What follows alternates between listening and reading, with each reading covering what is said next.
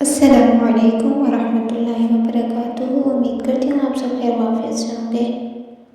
اللہ تعالیٰ آپ سب کو خیر وافیت سے رکھے، ہم سب کے گھروں میں رحمتیں، برکتیں، سکون اور خوشیاں نازل فرمائیں، اللہم آمین۔ آج ہم سورۃ رحمان کے فضائل پڑھیں گے۔ سورۃ رحمان حسن عبارت اور طرز حسن کے لحاظ سے قرآن پاک کی زینت ہے۔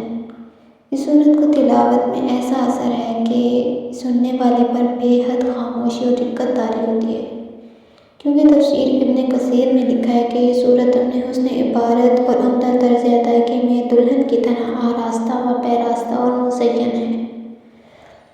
حضور پاک صلی اللہ علیہ وآلہ وسلم جب صحابہ کرام کے سامنے اس سورت کی تلاوت کی تو صحابہ خاموش رہے۔ اس پر رسول اللہ صلی اللہ علیہ وآلہ وسلم نے فرمایا، تم سے اچھے تو جن تھے۔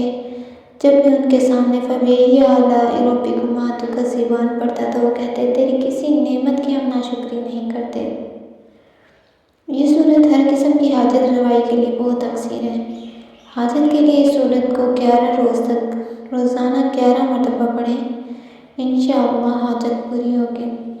اگر کسی کے گھر میں کوئی موذی جانور رہتے ہوں، یعنی سانپ، کن کھجورے، بچھو وغیرہ، تو اس سورت کو 7 روز تک روزانہ 7 مرتبہ پانی پر دم کر کے مکان کی دیواروں پر چھڑکیں، انشاءاللہ موذی جانور وہاں سے ختم ہو جائیں گے۔